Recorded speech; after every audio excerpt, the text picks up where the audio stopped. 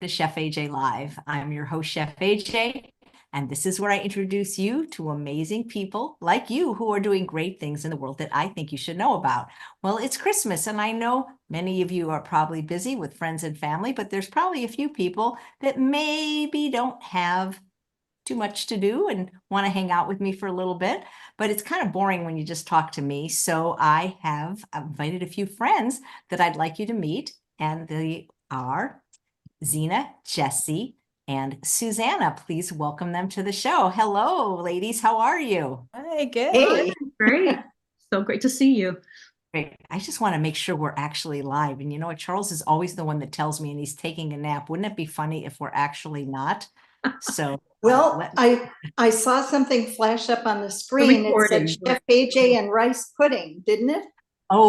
Oh my gosh. So I have tomorrow's already on. Well, hello. That means I didn't change restream. This is okay. We don't want to disappoint the people, but there is no rice pudding happening today. The rice pudding is happening tomorrow. So let me just change this title real quick. And people are like, where's the rice pudding? So guys, I'm here and you can ask me anything. You can ask my friends anything, but I want to tell you who these guys are, and they're very important to me, and they're really about half the team. I do a daily live YouTube show, 1,800 episodes and counting, and I can't do it by myself. So all three of these ladies are moderators. Jessie and Susanna moderate the YouTube channel. Zena moderates all the classes that I teach, like Reboot and the 21-day program and all the master classes, and she'll tell you about those as well. And we're going to hear from them because they all are actually success stories in their own right. Maybe they've lost weight, reversed disease, just by kind of following the stuff that I promote every day on my channel. So anybody, I'm no particular, just do it in order of I've known you. How's that? Now, Zena, I have known you for a very, very long time. And so you are, we call you Zenapedia because you're like an encyclopedia of plant-based knowledge, and your name is Zena. And you've had tremendous success even before I knew you, just losing 100 pounds on McDougall, but you continue to learn and refine. And now you're really helping other people as really the chief coach of FFOF, Feel Fabulous Over 40. And so just, you can give the Reader's Digest version of the success you've had, just basically being vegan and then being, whole food plant-based. Yeah, thank you. Yes, I have been vegan now for 20 and a half years. I started Dr. McDougall's program back in 2003. And, I reversed a bunch of diseases. I had high blood pressure, high cholesterol, type 2 diabetes. I had heart issues. I was on 7 different prescription meds. And this was by the time before I actually hit 40. And I was able to get off of those meds with Dr. McDougall's help very quickly within about a week of doing his program. And then I continued on. I did his maximum weight loss program, which is very similar to what you teach, AJ, the UWL program. So I met you back in, it'll be, let's see, 12 years this January, because I met you in January of 2012. That was a key year for me and for Shada and for a lot of people, I remember. Yeah. And I met Shada too. Ultimate weight loss really is McDougall maximum weight loss, right? Yeah. And I think I had learned a lot of the stuff, but like repetition is really, you always say it, repetition is how we learn, and that's very true for me. And I also one of the things that you taught me that I don't think I heard anybody else other than you really talk about this was the idea of abstinence, because up until that point, I always thought like, oh, I could probably add certain things back in. And I would try from time to time, and that's when I would falter. Going to, more rich items, nuts and seeds and, avocados and, yummy stuff like that. And that would always kind of trip me up. And I never really knew why until I met you. And you really kind of talked about this idea of abstinence. And I'll admit, I kind of resisted it for a while because I didn't want to kind of box myself in, but I came to realize, and I really credit you 100% for this. I really came to realize that abstinence is bliss. When I can be abstinent, it really is bliss. I do have problems with that at times because I don't live in a clean environment, but the times that I have managed to be abstinent for long periods of time have been the happiest, have been when I have the calm, stable brain. And that really has taught me that that's where my happy places.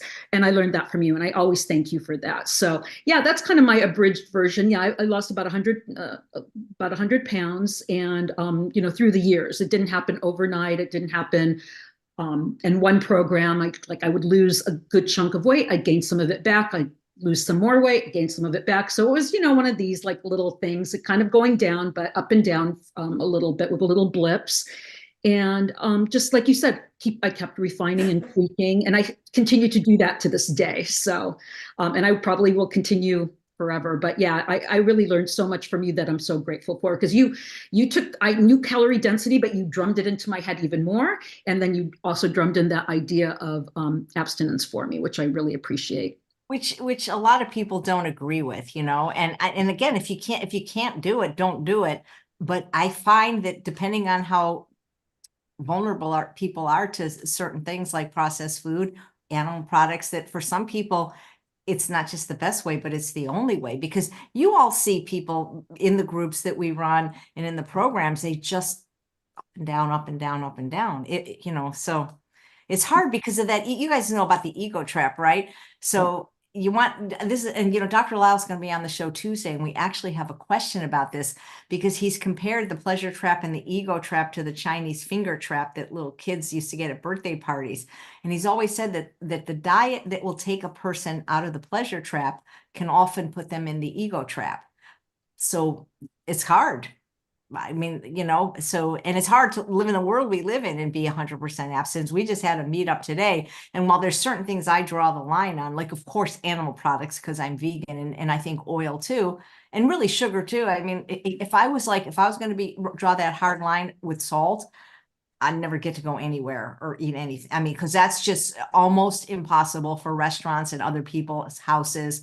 So, but for me, luckily it's not a huge sugar. I don't love it, but actually I like it now because I'm eating some condiments with it. I'm like, you know what? Things actually do taste better with salt. But I appreciate you saying that. But it is a hard concept for people. But I think people that are true addicts, whether they can do it or not, they at least understand the concept. Yes. And that's really, you know, no, understanding it is 50% of the battle. I always say it's the easy 50%. The other, the doing it part is the hard 50%, but it's at least 50% of the battle. Because we live in a world that doesn't support it. And, you know, even people that have to be abstinent for like we've met you, Gina, you've been in True North with me. And I remember meeting people that gave up alcohol, not because of any health reason. I remember there was a situation, there was this couple and the husband had some kind of a medical condition. So he had to stop drinking. And they were social drinkers, and the wife joined him in doing that just to support him, as a good spouse will often do. And they lost all their friends because it's like, well, they were no fun anymore, you know? And so the thing is I think, you know, that saying misery loves company. I think addiction really loves company, you know? Because I don't have to feel so bad about me if I'm engaging in bad habits because everybody else is doing it. True. Yeah. Oh, Merry Christmas, by the way, everyone. So, all right. I think, Susanna, I think I met you before Jessie, if I'm not mistaken, but I could be wrong. But anyway. I think you did. Okay. So, Susanna, you're another success story. Everybody's a success story here, and also a work in progress, because there's always things we want to improve. Yeah, I kind of feel like the new kid on the block with these two, because they've just got such a wealth of knowledge, and I'm very new to this way of eating. My husband had a health crisis in March 2020, right as the pandemic was beginning. Our doctor wanted to put him on statins, his blood pressure was high, and we kind of knew there had to be another way. So we kind of fiddled around with a few different programs over that first year. I lost 15 pounds, but I found you, AJ, in your Truth About Weight Loss Summit in February 2021. And then I was off to the races, and I've lost almost 75 pounds. It just hovers around there. I'm kind of at the point that I'm not really weighing much anymore, because it's just bounces around the same 3-4 pounds, and it's not getting me anything. And if it's up, I feel sad, and my clothes all fit great. In fact, I get to go buy new clothes now, which is really fun. But yeah, like Zena, actually, I would say one of the significant things for me was is the calm, stable brain. And I really desired that. I know when I started, like right after I did that Truth About Weight Loss Summit, then I did a reboot with you. That was my first one. I've done 4 now. And it's funny because at the time I thought, oh my gosh, why am I doing this? I don't really need a reboot. I need to start. But actually it was a great place to start because it just built so much knowledge for me. And, you know, there's a lot to learn when you've been eating this way. I'm almost 57. And so I've been eating this way my whole life. And so this provided me like a new structure and a new way of eating. And so, yeah, it's tough because it took me a lot of time to learn. And I've got a big family. I've got 8 kids. Now, most of them are grown. And even in the 3 years that I've known you, AJ, they're starting to leave the nest. And I'm actually going to be a grandma next year. And I got another son getting married next year. So yeah, lots of exciting things happening. And I tell you, even this morning, sitting on the couches this morning with the kids opening Christmas presents, and there were 3 of us squished on a love seat. And I said to my 28-year-old son, I said, boy, I couldn't have done this a few years ago. And there I was like feeling little and sitting beside my son opening presents. So it was really, really exciting. You're like a whole different person. I know, completely different. Yeah, it's great. Cool. Oh, congratulations. Kind of be a grandma. Well, see, now you got a real incentive, not that you were ever going to go back to the way you were eating, but now you got an even bigger incentive to be healthy. And sure do. yeah. And Jessie, and oh, you know what? We'll come back to later what you guys do on the boards for me. But Jessie, I'm not even sure when I met you now that I think about it. Well, I think you saw me in the chat, and I think I was already moderating for Tammy and Tom, and you were looking for someone to cover for times occasionally when you were gone. And I think you checked with Tammy to see if I was a responsible person or a sane person. I'm not sure. And Tammy gave you the Tammy seal of approval for me. And you asked me if I would moderate, and I said yes, because I had been with you at that point, I'd been watching Weight Loss Wednesdays for years, and my husband and I were both watching when you did the first of the pandemic live streams. So I think you just saw me in the chat, and I have a long name that probably sticks out to people. I think it was, mostly serendipity. But so tell people what you mean by moderate, because you and Susanna moderate the YouTube channel when it's live, and Zena moderates the comments in the forum when we do the classes. So what does a moderator do? Well, on Chef AJ's live stream, for the most part, a moderator just has a lot of fun because the Zimmunity is a really great group of people.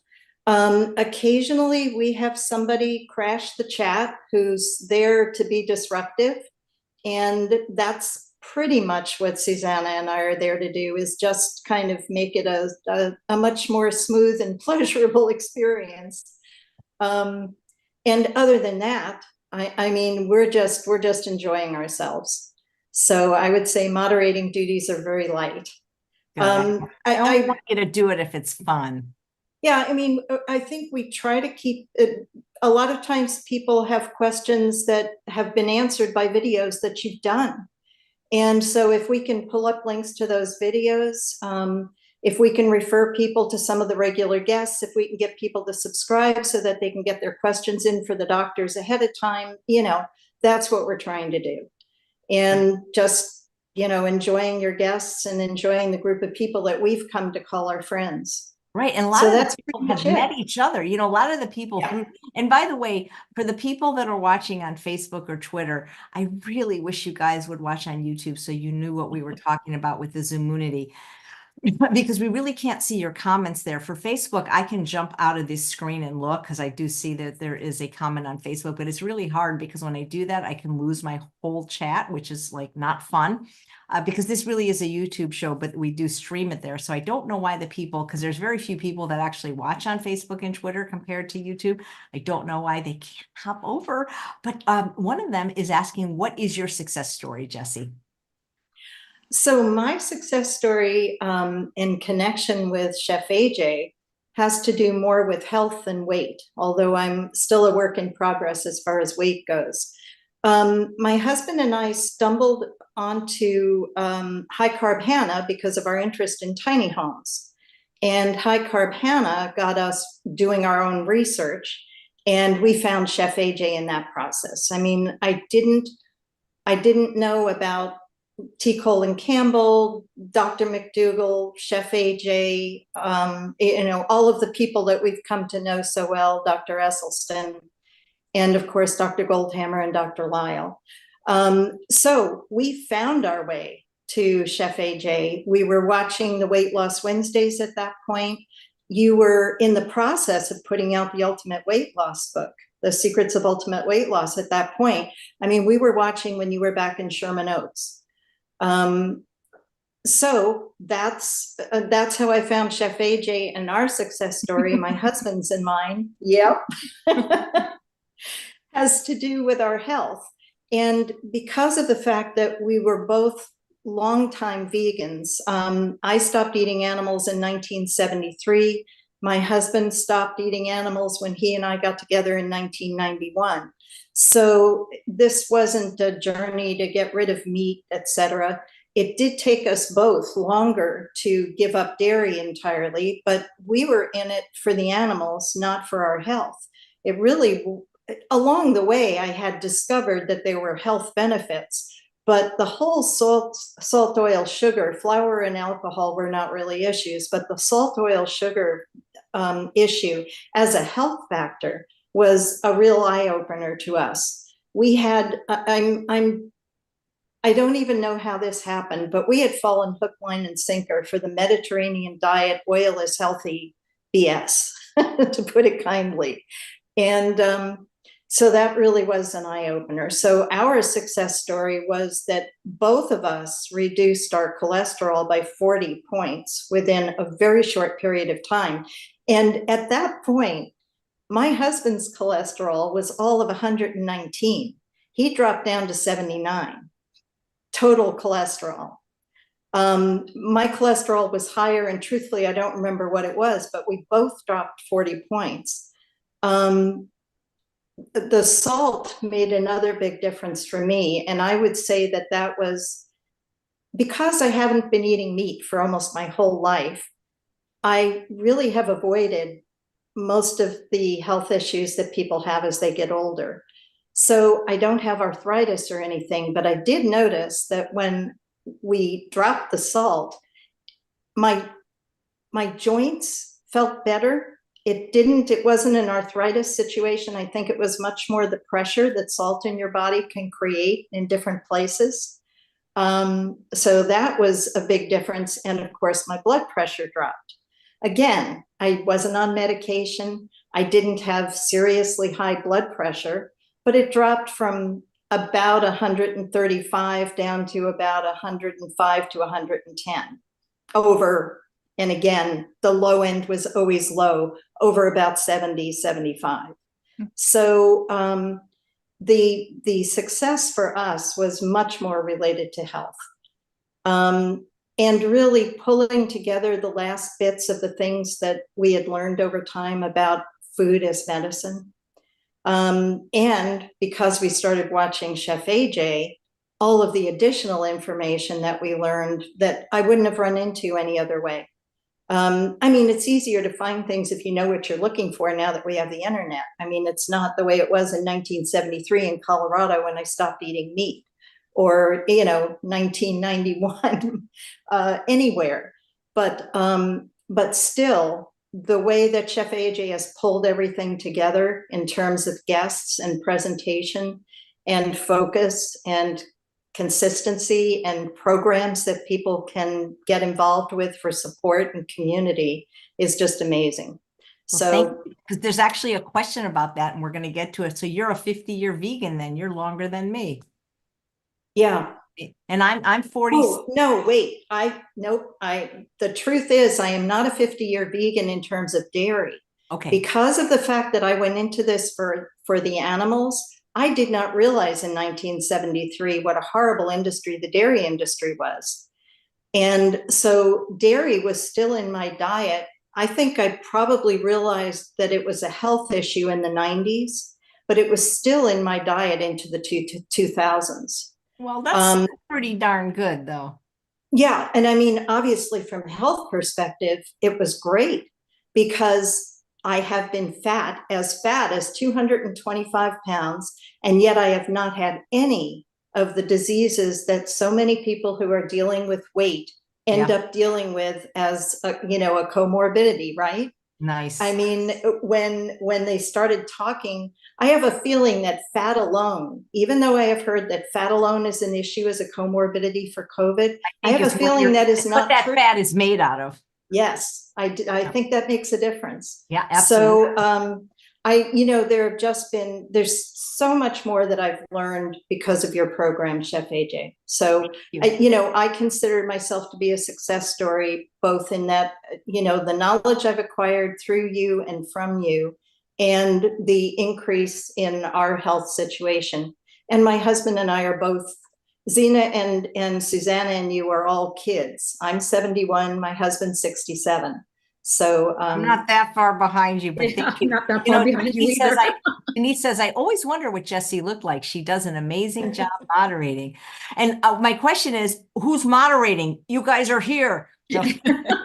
But you know what's interesting? You know, we talked, Rich made a, hey, Rich, I had lunch with Rich. We had a wonderful meetup at Himalaya. A vegan SOS free restaurant opened just for us. And Rich says, they're superheroes. They're troll hunters.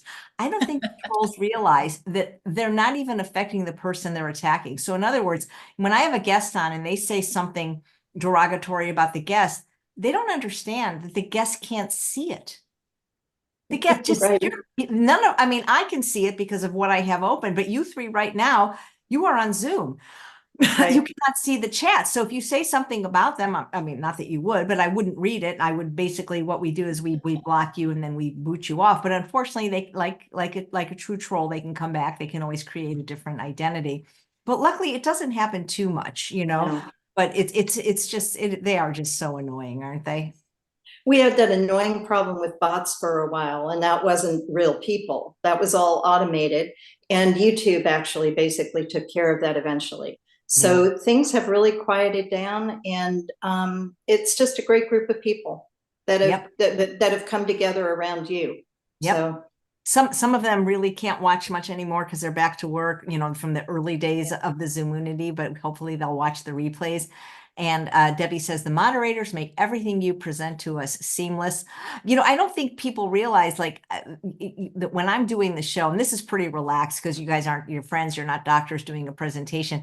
I have, like, I'm juggling so many balls because I'm also looking for trolls too, because also not Jessie and Susanna, they're not paid and they don't have to be there and they can't always be on every show. But there's just so many technology things I have to do. Like, for example, there's not really show notes for this one because, I mean, I just said you guys, your names and my moderators, but I've got to put the recipe in and the links in. And the thing is it doesn't allow, it's not that it doesn't allow me to do it in advance, but it's harder to do in advance because you only have a certain amount of characters for the title and the thing. And when I put it in Restream doesn't care, but then I'll put it in YouTube and it's like, whoa. So there's just things I'm doing. And a lot of times he's probably not watching. Dr. McDougal gets mad at me because I'm not looking at him, but I don't think he understands, like, I'm doing something. I'm checking my phone because that's where the questions are. So I do my best to be present with every guest. It's so funny because when the guest does PowerPoint, I take myself off camera. And I do that because I just think it looks better than a person sitting here for a half hour. And then just the other day, where are you? Are you there? So now every guest, I try to explain that to them. But it's interesting because I wonder how people are finding us, you know, other than the Zoomunity. You know, I don't know, you know, because we usually have, I would say, you know, average is about 200 for show, some less, some more, but obviously more people watch the replays. And I'd love to know who these people are and what they like and what you guys like. For example, you know, you guys have seen a lot of shows. And one of the questions I get asked a lot as an interviewer, who's your favorite guest? And on one hand, I understand the question. I don't always like answering it because then it makes it seem like the other 17.99. But there are a few shows that were really memorable, and we can talk about them. And I'd love to get your take because I think you all saw this show, and this is not my favorite guest, but it's a show that sticks out. was the lady that lost the weight on the rice diet, 100 pounds on the rice diet. She wrote a book, and then she came on the show, and I asked her how she did it, and she said she did it eating meat. And I said, because she basically kind of like lied, if you will. And she said, well, if I told you the truth, you wouldn't let me on the show. And it was like, she's 80 years old. She's got some memory problems. What do I do? And I'm like texting Dr. McDougall, help, help. Like, and I didn't know what to do in that moment, because I don't want to ever be mean to somebody, especially if they're not really being mean to me. But it was one of those things that I didn't know what to do, but I turned it into something good, because then Dr. McDougall ended up coming up and basically refuting everything she said. But that was hard, on a live show, because I think most people, and I don't know most people because I don't have time to really follow anyone, but I think many people, the majority of people that do YouTube, aren't doing live shows, and they're certainly not doing them every day. And we don't edit the show, so if you say something naughty, it's going to stay in. But that was pretty memorable. And I don't know if you guys remember, because you guys are always in the reboot programs, and we're going to tell you about that program. And we're not here to sell it, but because you're mentioning what can I do for support, and we're going to tell you. Were you guys in the program? And by the way, with Reboot, we're on Zoom, so we can see each other like we can now. Of course, people can always turn their camera off.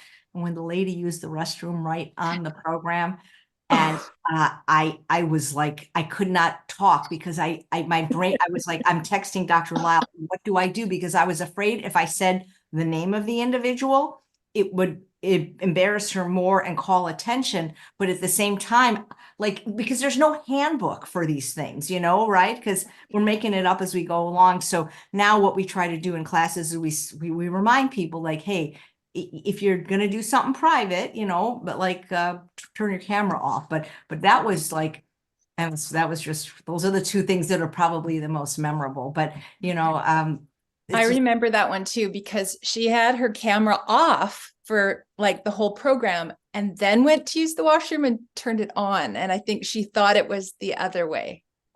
Yeah, I felt so I felt bad. really And then I asked Dr. Lyle, well, should I tell her now what happened? He said, no, you would just embarrass her.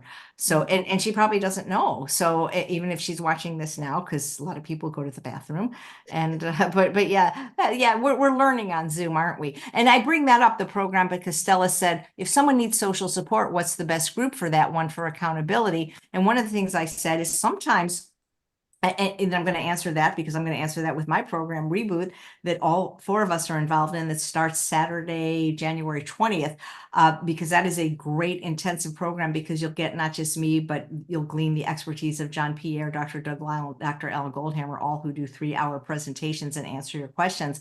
But sometimes having a coach is one of the best things you can do. And it doesn't mean you have to have them forever. But I was just thinking about this yesterday, a relative of mine who's very, very successful, both in business and in wealth. And he's always had coaches. He's had coaches, not just business coaches, but time management coaches and athletic coaches. And, even the best coaches have coaches. And so, Susanna coaches people now. She only takes a few people on, and only if they're really serious about making changes. I mean, I wouldn't really call Dr. Doug Lyle a coach, but I think he can be very helpful for people if because he's really for a skinny guy who's never, had food problems. I think he understands this probably better than anyone. And I'm certain he talks to thousands of people a year on that. And of course, Dr. Goldhammer, he doesn't take on patients, but if you ever can get to True North, it's, I'm somehow on a group now that I didn't expect to be on, for people that have been there. So people create these little WhatsApp groups after they leave. So all those things are very, very helpful. Zena, there's a question for you. Do the others in Zena's house tempt her with junk food? Okay, so the other person in my home is my mother, who just turned 94. She is completely bedridden, so I am responsible for the shopping and preparing of her food. She does not like, she is now vegan because I refuse to have any animal products in my home anymore. It took me a while to get to that point, because I was still allowing it, but I got to the point where I just, like Jessie, I wanted to go vegan because of ethical and moral concerns and for the animals. But very, like, at the same time, I was learning about the health aspect. So my journey was kind of both at the same time, the health, and I started looking it up for animal issues, and immediately found Dr. John McDougall the same day. So it was like literally side by side for me. So, but it was always really about the animals for me to begin with. And so I just eventually, for several years now, I don't allow animal products, but I do get her processed foods and, you know, vegan alternatives and things of that nature. So yeah, they are tempting me, and I'm the one who's bringing them into my house. Shame on me. But she's 94 years old. She's stuck in bed. And she's, you know, I don't know how much longer I will have her with me. And I, you know, want her to have whatever little pleasure she can get out of, you know, a treat or whatever. So I do have issues with that. What I try to do is I use like food safes that I lock things up. I have 2 in my freezer. I have 1 big one for like pantry type items, and I have a small one in my fridge for like the vegan cheeses and things of that nature. And then I also, the other thing I do is I put face masks around my fridge door handle. And then when I'm prepping food for her, because it's very easy for me to like lick the spoon or something, and then that kind of gets my brain, you know, going down the wrong path. So before I open the fridge, I put on a face mask, and that has really helped me a lot because it stops me from either, you know, doing this or, you know, taking a bite or whatever. So those are some of the things that I do, but she's not tempting me with stuff like that she's bringing in, but her stuff that I bring in for her does tempt me. I hope that answers. Well, like, is there a way to bring the least tempting of whatever category she wants? So like, for example, if your mother, Yeah, I'm tempted by everything, AJ. really? But Yeah. seriously, even circus peanuts? Oh yeah. Oh gosh, everything. She doesn't eat stuff like that, but yeah, I mean, and the things that tempt me, I think people would be like kind of blown away by. I mean, just just about everything. What did you guys think about what Dr. McDougall said? Because I'm sure he doesn't watch my show, and I love you, Dr. McDougall. If I you love want, Dr. McDougall's still my doctor, 20 years on. Yeah. Because one of the things I want to ask you guys is like, who are some of your favorite regulars, or even shows that are maybe been a one-off show about, you know, he doesn't believe that food addiction is an addiction because the detox doesn't kill you. For me, it feels like it's real addiction. However, I will say I have never battled alcohol addiction, or I never smoked cigarettes. I never did drugs or anything like that. But I'll tell you, when I got off all the sofas and off of the meat and dairy, and eventually off of all the sofas, the sugar, oil, flour, alcohol, and salt, all that's sugar. Yeah. Did I say oil? Oil especially too. But after I did the Dr. McDougall's maximum weight loss program, 4 months down the line, almost to the day, 4 months down the line, I just like woke up and I was no longer thinking about food or what I was going to eat. And it was like a miracle for me, because my whole entire life, for the first 42 years of my life, every day when I woke up, food was always on my mind. And it was on my mind from my waking moment till the time I went to sleep, constantly. Even while I was eating, I kept thinking, what would I eat after I finished this? And so when I got off all that stuff 4 months down the line, that left me. And it was kind of like, wow. And I remember thinking, this is probably how like a drug addict or alcoholic feels once they get clean. That was my thought. And that was before I even, I think, heard the term food addiction. This would have been back in 2005. So a long time ago. And so maybe I understand that some people I understand that there is like medical terminology for addiction, and maybe food addiction does not fit neatly into that box. But for those of us who suffer from it, I'm telling you, it's there, and it's strong, and it can ruin lives, and it can like really, it's. You want to hear something interesting? And God, please hope he's not watching. So Dr. McDougall wrote the foreword to The Pleasure Trap. On the second to last paragraph, he writes, the authors of this book have a similar oasis for food addicts, one of the first places in the world where people can completely free themselves from their dependency on food through fasting. He uses the actual word food addicts in the book. Yeah. I remember when I was going through either because I did the McDougall program many times, where like the 10-day program where I actually went to the center that they used to have. And I remember it was either in the first 10-day program that I did, or it was in the maximum weight loss program that I did 2 years later, where I remember him saying, some of you will even find that you will lose your addictions to certain foods. And he mentioned chocolate. And I remember going up to him after that lecture, and it was like, Dr. McDougall, I hear what you're saying and I believe everything you're saying, but I don't think I will ever lose my addiction, my craving for chocolate, because it is so powerful. I mean, I used to have to like eat chocolate multiple times a day. And 4 months down the line, like I said, I like didn't need it anymore. It's like it just stopped calling to me. So I've heard him use the word, not trying to call him out on it, but I have heard him use the word. But yeah, I understand maybe it doesn't fit into the medical, dictionary of what addiction is, but it's, for those of us who go through it, I think we would probably argue that it does exist. So Yeah. What do you other ladies feel about that? Well, for me, that's been the key to unlocking all of this is actually food addiction, which I didn't realize I was a food addict until I heard Dr. Tarman and Dr. Iflin on your summit, AJ. That was I was like, what are they even talking about? And then as they went into this description, so basically for the last 3 years, that's what I've been a student of, is understanding food addiction. Like I just pulled these off my bedside. Like right now I'm reading this oldie but goodie by Joan Ifland that I just picked up on Thrift Books. And I just got this out of the library, which is called Ultra Processed People, Why We Can't Stop Eating Food I tried That to Isn't Food. I'm trying to get him on the show, and people with big followings, they never respond to me. And that's why when people say ask somebody to be on the show, I don't do that because they never respond. Right. But you asked about which have been our favorite shows.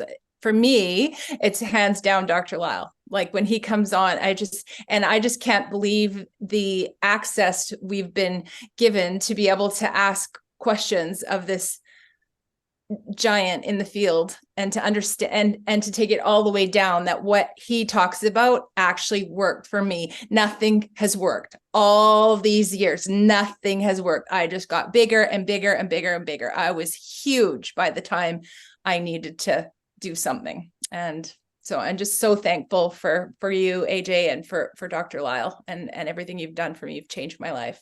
Isn't it fun when you get it? I mean, it can be frustrating and sad watching people flounder, but when you see somebody like Susanna and then she comes to the conference, I wish you guys could come, Jessie and Zena, you little introverts, she actually introduced stuff. I've been to the conferences before, AJ, just didn't work out this time around, but one of these days I'll make it again. That would be so cool. Well, Jessie and Zena, who are some of your favorite guests? And I'd love to hear from the people in the chat who their favorite guests are and who you want more of. I hate to copy Susanna, but yeah, definitely Dr. Lyle. And Dr. McDougall for me is the other one, because he's, like I said, he's been my doctor for 20 years. And I find him fascinating. He has such a good understanding of, like, I love all the doctors that you have, AJ, but those are the two guys that, and of course, Dr. Lyle is not a medical doctor, but as far as the psychology goes, I first heard him give his talks on the pleasure trap back in 2003. So I remember just sitting in that class and during the McDougall program, and him lecturing on the pleasure trap, and then doing a lecture on getting along without going along. And the third lecture was the path of least resistance. And those three make up the majority of the pleasure trap book. But I just sat there like, I was just like so blown away. And to this day, I can like listen to those lectures over and over, and I still find kernels of brilliance in them, because no matter how many times I hearing them again and again, I really enjoy it. And like Dr. McDougall, just his command of the medical literature and everything, he's just phenomenal. Yeah. So yeah, those are probably my two favorites. I do remember the two shows you mentioned, the bathroom incident with during the reboot, and I do remember and it was really funny when you had the lady who was doing the rice diet, because I actually have that book, because Dr. McDougall had talked about it so often. I had found it at a used bookstore and I bought it and I started reading it, and I got like the first part of the book is really good, but then like later on I was reading it and I was like going, this isn't, what am I reading here? You know, so I kind of like didn't finish it. But I guess I missed my email when that week when you had, you know, that you send out with who the guests are going to be. So I didn't know she was going to be on. And then when I happened to put the show on that day, I don't get to watch it all the time live, but I happened to tune in that day and I saw her and I was like thinking, oh my gosh, why does AJ have her on there? Just doesn't she know? It's like, I kind of freaked out for you because I was kind of like, oh my goodness, it's like, this is, you know, it's like the first part of the rice diet is what Dr. McDougall talks about, but then the rest of it, you know, is a little wonky. And so I know afterwards we kind of talked about that and I wanted to tell you, like, but of course you can't do anything because it's going on live, but I'm glad that Dr. McDougall came back on and talked about the issues with it. So yeah. You know, I try to have, and Jessie, I'd like to hear from you too. And I try, you know, I can't please all of the people all of the time. And so I try to have a mix, but it does seem, just based on what I see for views, that as much as I love the chef demos, and that's really some of my favorite shows because they're generally a little bit more relaxed. I don't have to get nervous like I do with some of the doctors. That people seem to like the doctor show more. Oh, they love success stories too, and they seem to like things where there's some PowerPoint and some Q&A. I don't know if I'm reading the audience right, because again, except for the people that watch live, which was what we call the Zoomunity, because it's our community on Zoom. And by the way, the person that asked the question, where can I go for support? You can go right here for free every day. I have not missed a day since I started March 20th, 2020, almost 4 years now. So I'd love to know your guys' thoughts. Like, Jessie, you must love the doctor ones because you're very yeah, I mean, Dr. McDougall, it goes without saying, and his knowledge, as Zena said, is just, it's amazing. I mean, I listen to his Sunday 5 p.m. show also. And one nice thing about Dr. McDougall is that he can give concise, short answers, whereas Dr. Lyle does tend to take a little bit more time with each question. That's why I wish we got more answers time from Dr. Lyle more quickly. But you know, Dr. Weiss and Dr. Right, the are Dugathon. becoming like Dr. Lyle. So many questions. Yeah. Your sound is lagging just a little bit, Jessica. And Dr. Weiss. He's sweet. I love the my internet is not great. Dr. Weiss is really great. And Dr. Jessica Krant and Eileen Kapsoftis are two other, I think, really good guests, but definitely success stories. I mean, if you look at the number of views of your guests like Susanna, it's just people really want to know, well, how did real people succeed at this? And particularly people who have succeeded and maintained. Yeah, that's the key, because we all have people that. Yeah, it's easy to lose weight. Well, a lot of times it's easy to lose weight. Sometimes it's not. But maintaining that weight loss, particularly over the long haul, is what really counts in every way. Because it's been over 10 years for me and Shada, and like I don't even think about it anymore. You know, like. It doesn't mean that I'm like perfect or not tempted by stuff, but I don't, I don't think about, like, I know I'm thin now. Like I know the first few years I was like, you sure you're seeing me correctly? Like I know I'm thin. And if I don't know, people tell me all the time. So oh, that's funny. So Christina says, I just purchased roasted chestnuts, but not sure how to enjoy them. Any ideas? Yes, I use them in my faux peanut sauce. The recipe is in Own Your Health, and it is called Thai peanut-free sauce, and it's delicious. Ann Esselstyn taught me about those. They're technically a nut, but they're low in fat. I wouldn't eat them hand to mouth, though, but they make great sauces. So that's a very good question. Now, here's a question, guys, from Denise. I only have 20 minutes for lunch. What would you recommend I eat that will keep me full? It's not enough time to eat salad, sweet potatoes, and broccoli. And I said, broccoli I can't eat broccoli quickly, but I can eat a sweet potato quickly. But first of all, I say, why do you only have 20 minutes for lunch? That is not healthy. That is not good to be rushed to eat like that. So I suggested making a blended soup, like with sweet potatoes and beans. And they have water bottles like this that for hot. You don't want to put hot in a not correct one because you'll burn your hand. And then I don't know what kind of job you have, but unless you're like an operating room nurse, most jobs allow you to have something like this, and you can be sipping the starch all day whenever you're hungry. But I don't think it's so good to have a 20-minute lunch, and I'd like to talk to your supervisor because that's not so great. I'm see if there's any more questions. Oh, so Debbie says she found me when I was in Sherman Oaks, where I haven't been for 5 years now. It's hard to believe I've been out of LA for 5 years. I have not been successful. Well, yet, let's just say yet, which is my fault 100%, not fault, let's say responsibility. See, we got to change the language here because this is beating yourself up language. So you have not been successful yet. It is not, which is your responsibility. I always say that if you suffer with this problem, it's not your fault because it's basically, I consider food addiction a disease, a biogenetic disease, which was given to you. But now that you know, it is your responsibility if you want to do something about it. But have gained unmeasurable knowledge. I'm ready to apply the knowledge. I try not to, but this year I will convert January 120. Okay, we'll take the reboot program, Debbie. We'll all be in there cheering you on. I think you'll really, really like it if you're ready to commit. So thank you. It's a great program.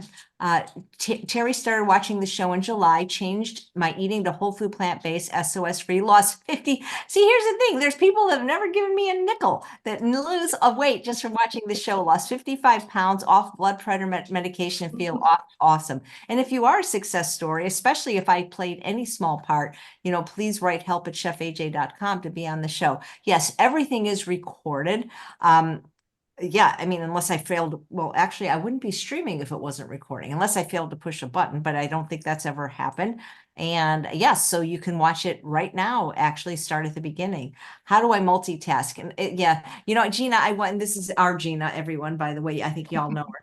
I've always often heard that multitask is doing many things poorly, but I think as women, I really think that we can multitask better because Charles cannot do two things at once. He can't listen and do something, but sometimes I think with women, we had to, we were picking crops in the field and nursing the baby. Like men just had to focus on one thing, hunting down that game. So you just do the best you can. And when you're multitasking, but it's nice to be able to be present because you guys don't make me nervous, but I get so nervous when Dr. McDougall is on the show because I just, I worry about the technology. I always worry, so I do get nervous, or I get nervous when I had Michael Moss, but for the most part, the people in the lineup, I consider them friends now. Like I don't get nervous with Dr. Nikki Davis or who I love her, by the way. I met her in person and we hung out for a week. Gosh, she is the best. You guys can hang out with her. I forget what foreign beautiful country, Belize, as she's doing a retreat there. And I love Dr. Cran. I mean, really, I love everybody on my show. And the thing is so many people want a spot and they want a regular spot, and the regulars aren't going anywhere. And I asked them, I said, and there have been, should I give a preview of some of the new shows next year? You guys want to hear it? Okay. Sure. So, all right, I'll tell you what they are. I was going to wait till New Year's Day when we're doing a Chef AJ marathon where I'm going to be broadcasting for about 12 hours. It's kind of like the Twilight Zone marathon that used to air on Labor Day, but this is the Chef AJ marathon. So what happened is, and of course, not everybody watches every show. And it drives me crazy when people say, get so-and-so on the show. I can't get anybody on the show. They have to want to be on the show. And very early on, I stopped asking people because I get my feelings hurt when they don't respond, or they respond with like, well, if I wanted to be on your show. So I don't ask people. The guests come from other guests. Generally, what happens is when a guest is on the show, the first time they get 2 free bottles of California balsamic vinegar. So thank you, Thomas, for being the one sponsor of the show.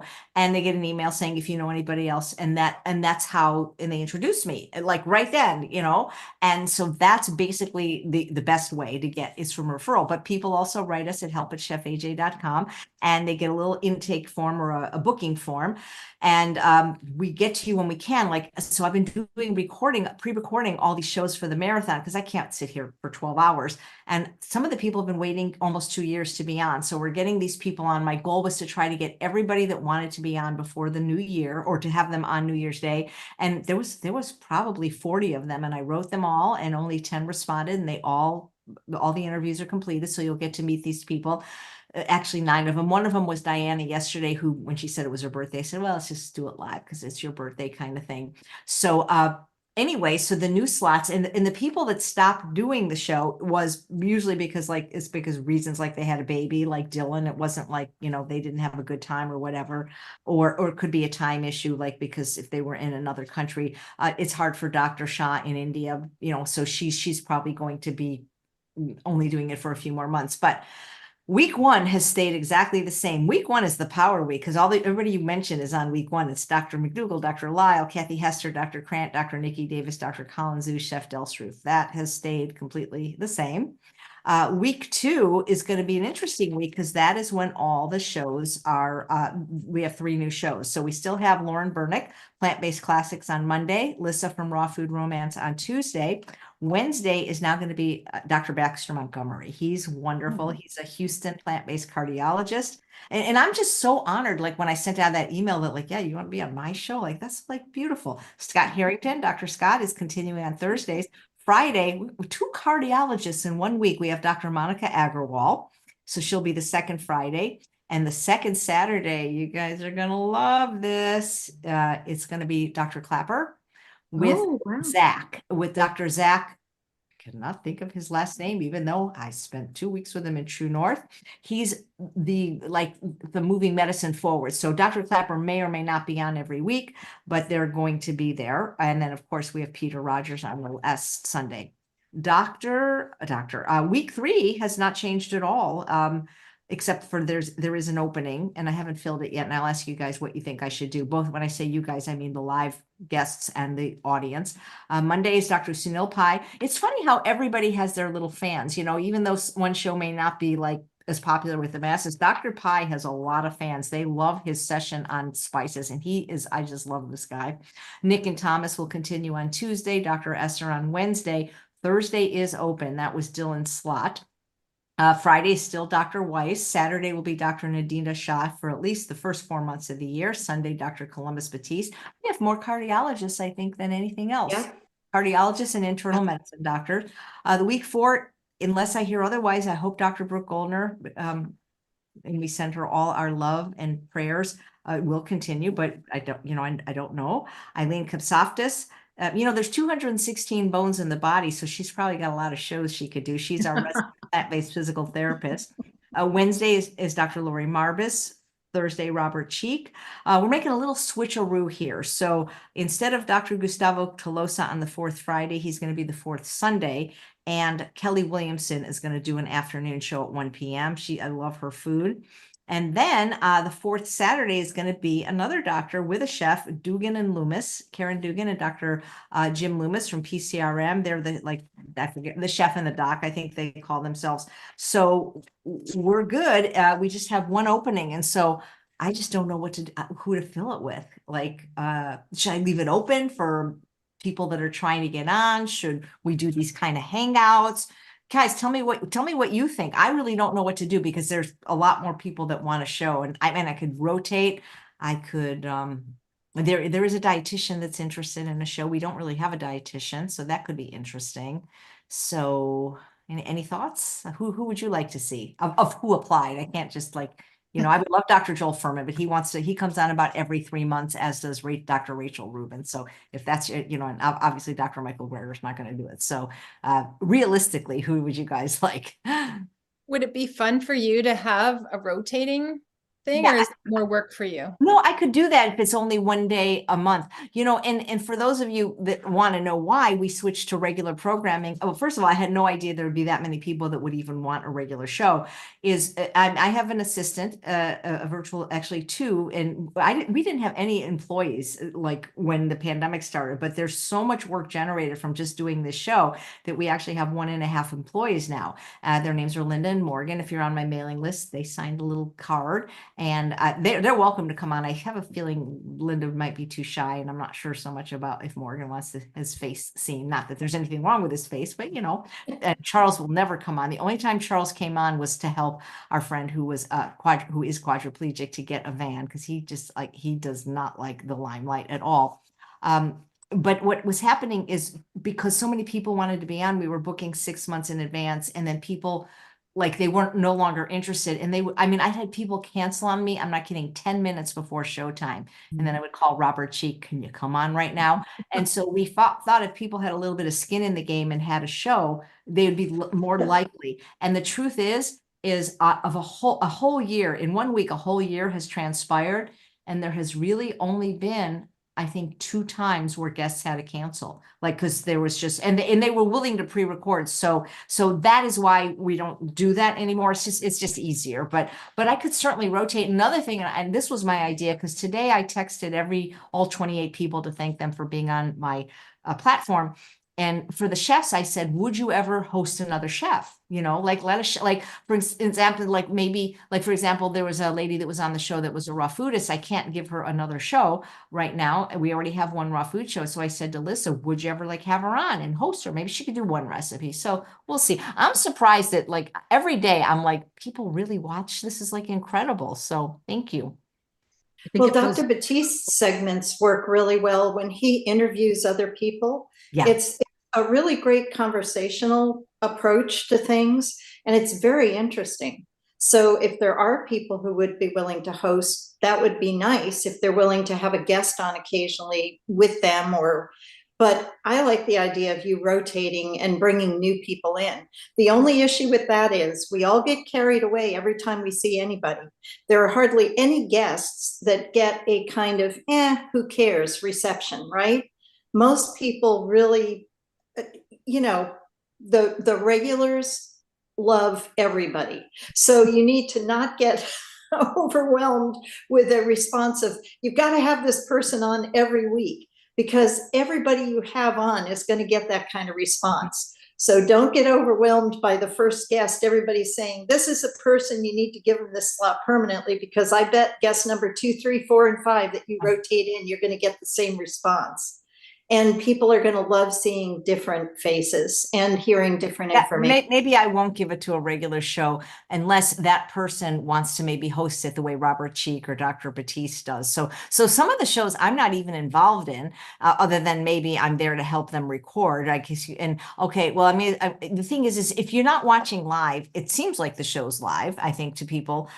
But with the advantage to live is you can talk to us in the chat, but really only if you're on YouTube. But we do give priority to the people that send questions in advance, because we can keep them. Whereas I can't, even though this is Zoom, I'm using a technology called Restream. It doesn't save the chat. And so because mine is moving, if I ever in person with you guys, I'd like to show you, do you see what I see? I could actually share screen and show you so that people understand that I'm not being mean, but that I'm not seeing that. So we get to keep the question. Also, it's better because then sometimes there's a follow-up question from the doctor. So that's why we do, even though it would make sense, well, hey, I'm here live, why aren't you answering my question? I hope that makes a lot sense to you for that. But what I'm going to do is next year, the weekends will not be live. They'll all be pre-recorded. At True North, the doctor said, you have got to start taking 2 days off a week. I was going to pick a weekday and a weekend, but the rest of the world has Saturday and Sunday. So I think maybe occasionally I'll be live, especially to introduce a new show like Dr. Clapper, but those shows will be pre-recorded so that, but I'll still probably be there like in the chat, but Saturdays and Sundays starting next year, they'll still be, you can still comment, but I won't be there live in the same way as I'm there now. But actually, I'm not here. This is AI AJ. Right. Yeah. That's a pretty good likeness. Yeah, they did a very good job in my voice. Good job, very good job. So we were talking about addiction. Maureen says I was a food addict at 2 years old. And so Mindful says addiction is addiction is addiction. The level of detox does not determine addiction. But I still love me some Dr. McDougall though. Yeah, that's the thing, is people are so like, if they disagree with one thing, that doesn't discount the whole purpose, the person, right, everything they've done. So was I always funny? Yes, I was always class clown because I was always, up until 10 years ago, I was always the fattest one in my class, at least. Well, after college, there were no more classes. And so in order to not be bullied and picked on, I was always the funniest person. I can even get you my high school yearbook and show you class clown every year. So yes, that's really what I wanted to be, was a comedian. And I still do, and I'm still trying, but I'm out of LA now, and the opportunities aren't as much as when I lived in LA. But I take, gosh, 4 improv classes and 1 stand-up class every week. Like that is my addiction and I love it. I love it. I love it. It took a year not to crave cheese. It felt addictive. One of the live viewers is saying, and Dr. Howard Lyman, the Mad Cowboy, actually said to me when he was on this show that it was harder for him to quit cheese than it was to quit cigarettes. So yeah, and other people say food addiction is real. I love that you share how long it took to lose. I only lose a half a pound a week, but I feel so much better. Yeah, that's the thing. And Zena sees this all the time because she moderates the classes. The one that starts on the 21st, she'll be the 20th, excuse me, is that people, I think, have unreal expectations about how long it takes to really lose fat, not lose weight. Because you stop, if you're eating salt right now and you stop eating salt, you're gonna lose Right. weight. It's called water.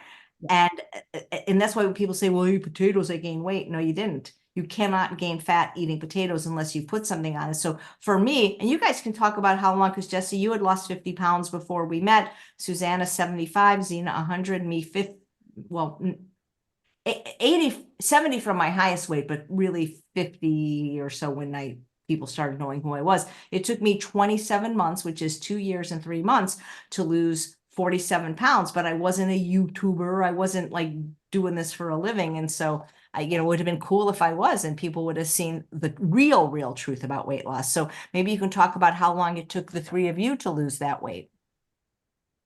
Well, for me, I really had to, when I first started, I was anxious because everywhere you read online and in magazines and whatever, it talks about, oh, I lost 20 pounds in a month, and it wasn't coming off like that. And so for me, I had to kind of get to the point where I was seeing a slow and steady progress. But I realized at the same time I was learning, I was building my knowledge bank of recipes and becoming entrenched in this way of eating. And it's just so simple. That's what helped me. Like, earlier we were talking about, Zena not living in a clean environment. I don't either. I still don't. And in fact, when I first started and AJ and her courses and Dr. Lyle would say, you have to work harder on your environment than you do on yourself.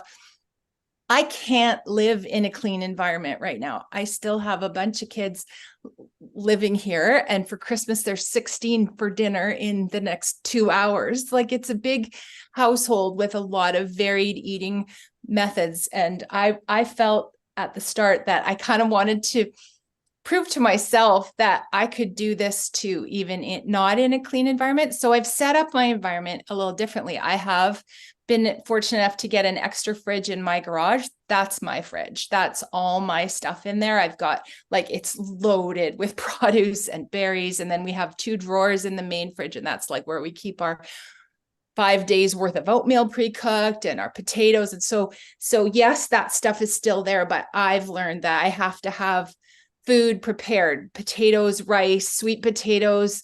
Those are my go-to things. And then I buy those big boxes of spring mix and greens. So that's what I did today for lunch. Well, for breakfast, for Christmas Day, my daughter blessed my husband and I by making us a beautiful baked oatmeal. And then I had made a huge fruit platter for everybody. And so I had this yummy baked oatmeal that was completely compliant and with lots of vanilla powder in there and cinnamon. And then lots of fresh fruit, pineapple and papaya, special fruit today.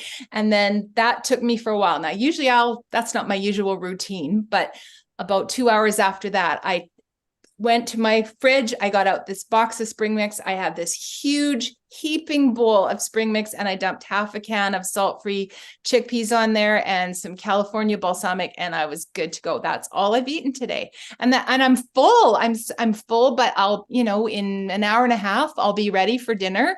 And on Friday, pre-made the millet loaf that AJ made on the show a couple of weeks ago. That's good. It's a good loaf. And then I've got Dylan's Well Your World mushroom gravy ready to mix up.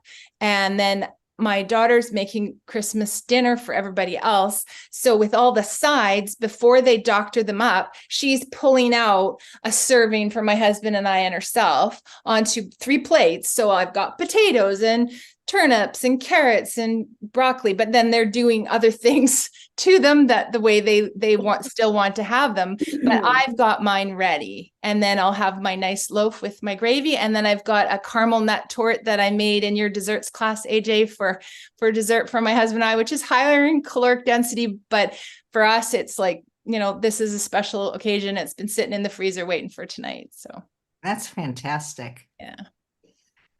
Do you follow recipes, all you guys? It drives me crazy because, you know, No. the people on platforms, I don't really understand Instagram, but they don't seem very nice to me compared to the people on Facebook and YouTube. And it's like, where's the recipe? Where's the recipe? And it's like, there is no recipe. I just like made it, you know, because that's why I teach these kind of, you know, interactive classes like you guys.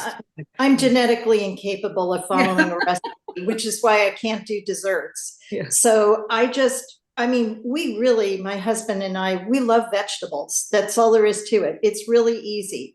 And it can be anything from just steamed with nothing to something that's sauteed with lots of herbs and spices. And I develop a sauce with the water and the herbs and spices and thyme. I don't spend a whole lot of, I don't do meals in the Instant Pot. I tend to do dried beans and stuff like that.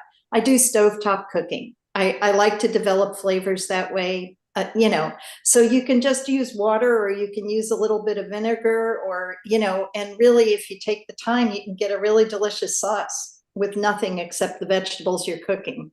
And baked potatoes are great. I don't have an air fryer. I have an oven, you know. I have a Breville that I've never used. It's been sitting out in the garage for 2 years. You know, this is a joke on Nutmeg Notebook.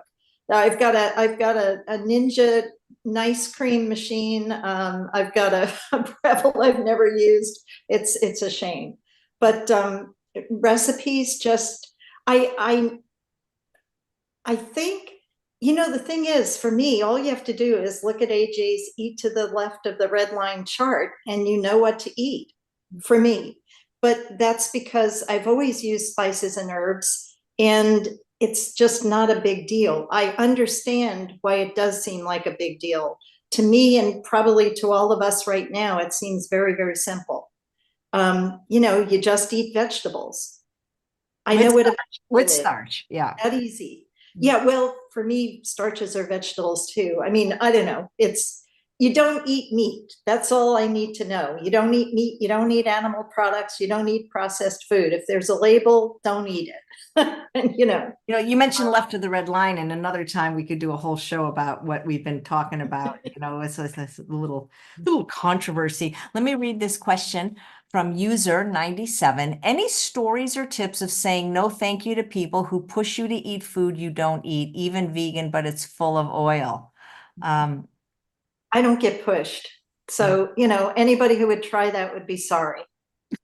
I mean, there's so many strategies depending on your personality. I'd like to say, you know, thank you so much, but well, it depends on the situation. But if I was at their house, I might say something like, you know, I really had a lot of explosive diarrhea lately, and your white couch is so beautiful. Can I please take it home? Or just say, no, thank you, I'm full. You know, no should be a complete sentence, but those strategies are going to depend on your personality. But, you know, what Dr. Goldhammer would say, is, no, thank you. And if they say why, say, because I don't want to be fat and sick like you. So it really depends. But I think no, thank you, or it looks delicious, can I take it home, is what I would recommend. When you have an agreeable personality, which is what like you, it's really, really hard to say. You're the most agreeable. Zena, you're kind of in the middle, right? You're not super. Except when it comes to food, it's like, no. I'm not agreeable when it comes to food. Like, you can't push me to eat something I don't want to eat. But right, Jessie, you're like me. You're in the disagreeable. Yeah. Yeah. It's so much easier if you're disagreeable. Hey, that's what I've done. Exactly what you've said, though, AJ. As I've said, oh gosh, that is just beautiful looking dessert. Can I just take a piece home? I'm so full. Yeah. And it's worked. It's worked. Yeah, you know, and the other one that's worked is like, you know what, I'm just trying something super special, like with my eating for 30 days, and I've already got a 20-day streak, so I don't want to blow it now. I hope you can understand, you know, that kind of thing. You can always say, anything you say, if you say it nicely enough, you know, or if you're a humorous person and you can say it like and make it kind of fun, that can work. And I would recommend people go onto Dr. Lyle's website, esteemdynamics.com, and go to his public library and watch his video from the Pleasure Trap, the video that's called Getting Along Without Going Along. Yep. He talks about different strategies in that video. It's excellent. I mean, and it might not work not all the strategies are going to work for every person, because like all four of us here, we all have different personalities, and everybody has a different personality. And yeah, if you're very agreeable and you don't like saying no, it's harder for that person. But there's ways you can say no, like, oh, I have the upset, my tummy's a little upset right now, and then just run for the bathroom. I'm allergic. Yeah, I'm allergic. Doctor's orders. I'm having a colonoscopy tomorrow. Yeah. Yeah, I find too that, sorry, Zena. No, go ahead. No, go. I find too that now that I've been doing this for 3 years, I can't believe that's 3 years almost. The people, my family, my big family, and then the people in my friends circle kind of all know now. So at first it's like, come on, you can have it. You haven't been doing it. Now I find that it's easier, and that people kind of honor me. Like this morning, my daughter and my daughter-in-law put together a stocking for each, my husband and I, which we haven't had stockings in years. We just do it for the kids.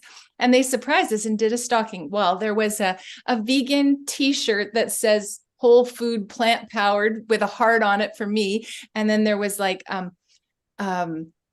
some soap that was shaped like little fruits, and a vegan magazine, and then the most excellent thing, because all the little gifts inside the stocking were wrapped up separately, was a potato, a carrot, and a tomato. It was just awesome, and they know, That's so right? cute. And I mean, it was really special. I really felt loved when they sent me that. So I think after a time, it's become, it's my new normal for my family and my circle. And to that point, I would also like to add that I think it's also about consistency. Like if we say no one time, we Right. have to be willing to keep saying no the next time and the time after that. Because if we say no one time and then the next time the same person, or if that person's in the same room and somebody asks and we give in, then they don't believe us anymore. We've kind of like lost, our believability. So if we say no, and no, thank you, thanks very much, it looks great, but not right now. Thanks for,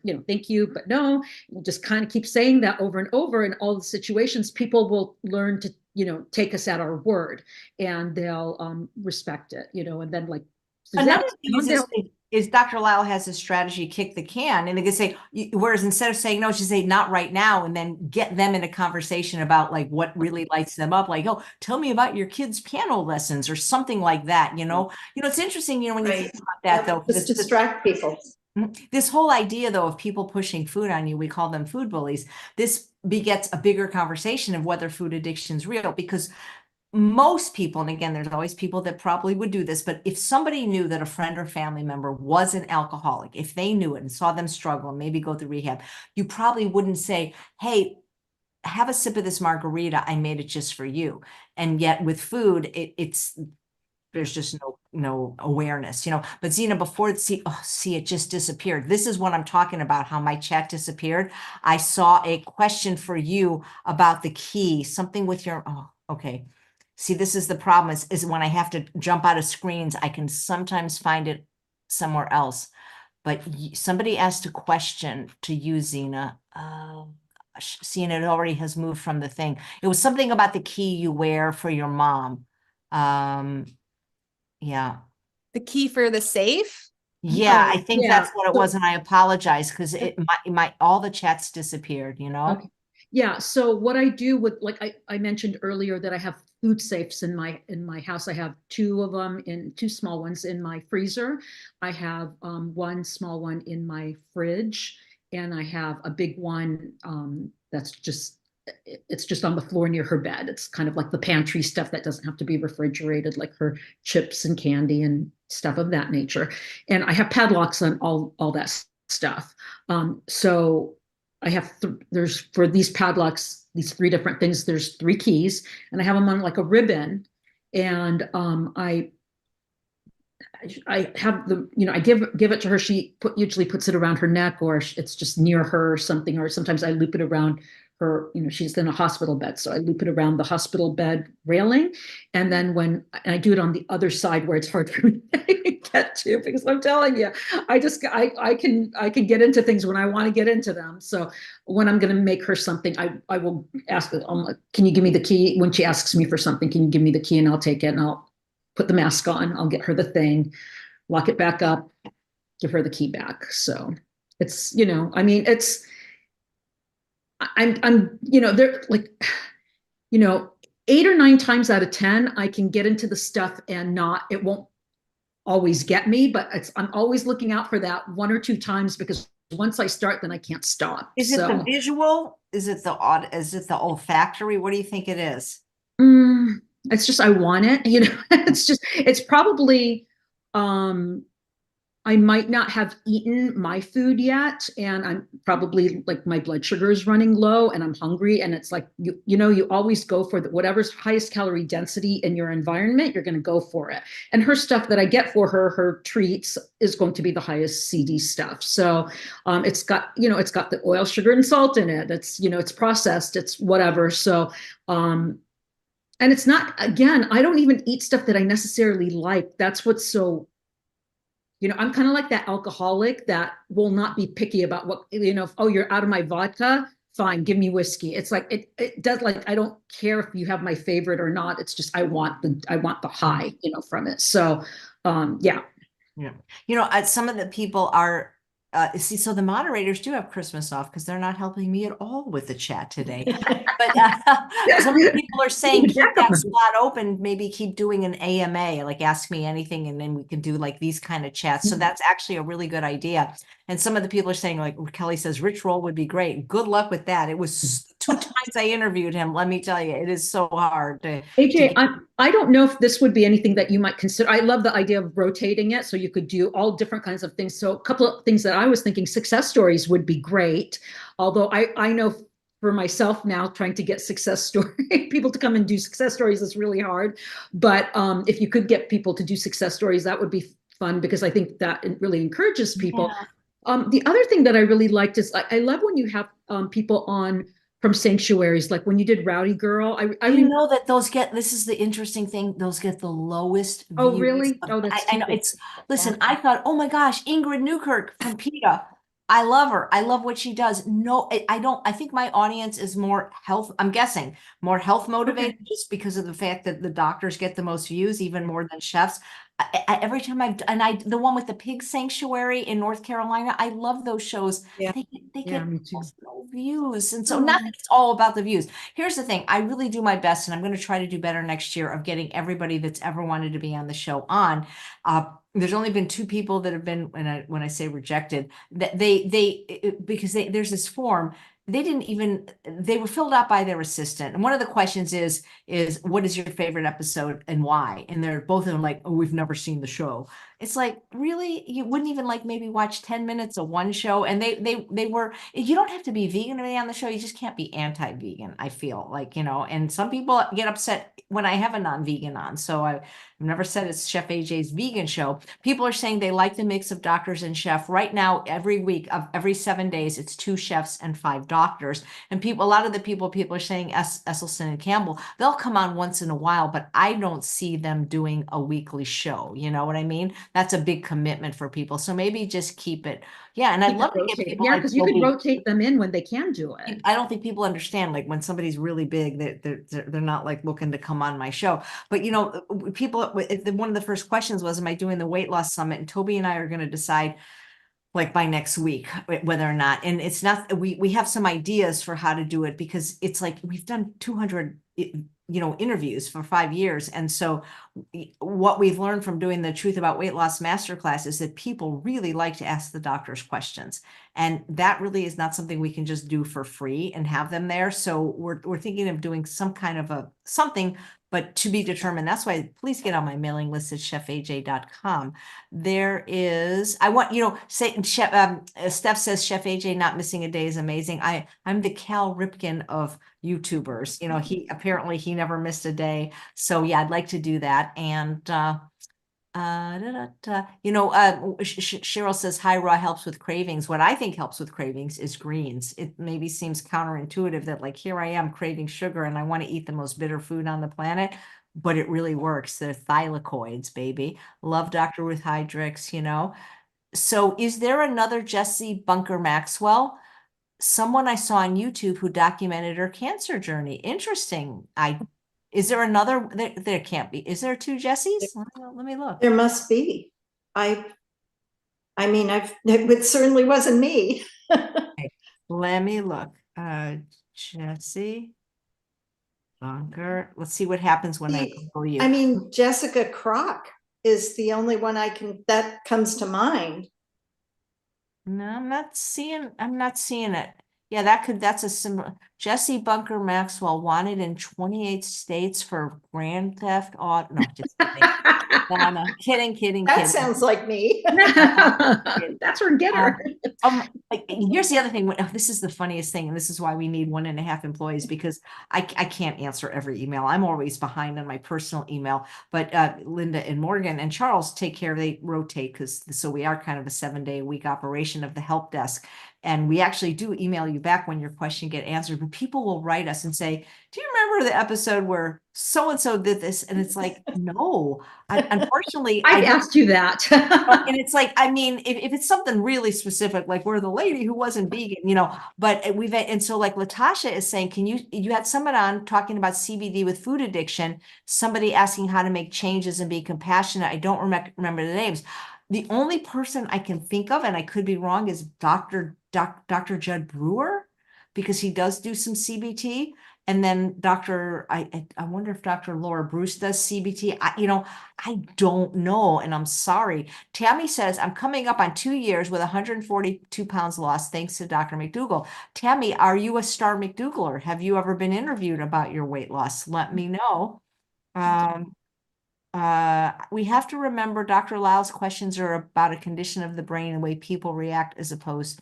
Okay, that must be a comment based on something somebody said. Is there a corner you turn?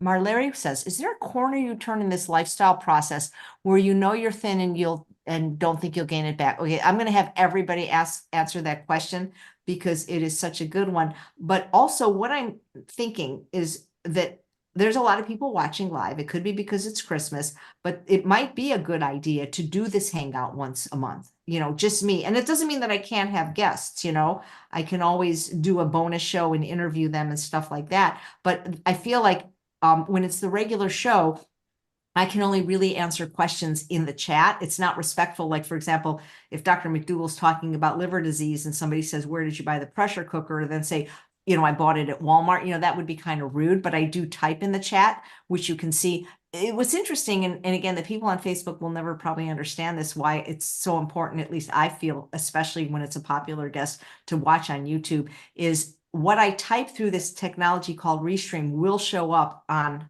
Facebook, but I don't see what they write. It's kind of strange. Also, they have it now so that I could be also streaming on Instagram, but I just can't figure out the technology. So that's hopefully coming on. I'm hoping, if I'm praying Charles can figure it out for me, or somebody can, and then January 1st we'll be streaming on all the platforms. So is there a corner you turn process, where and you're thin, you don't think you'll gain it back? So I had Shane Martin on the show today, who lost 100 pounds 10 years ago. And I said, do you ever worry about that you could gain it back? And he said, yes. So I think, and again, I cannot speak for every person that's ever lost weight, but I've interviewed quite a few of them. And I think that somewhere in the back of our mind, even though we may not think about it, that there's always a possibility.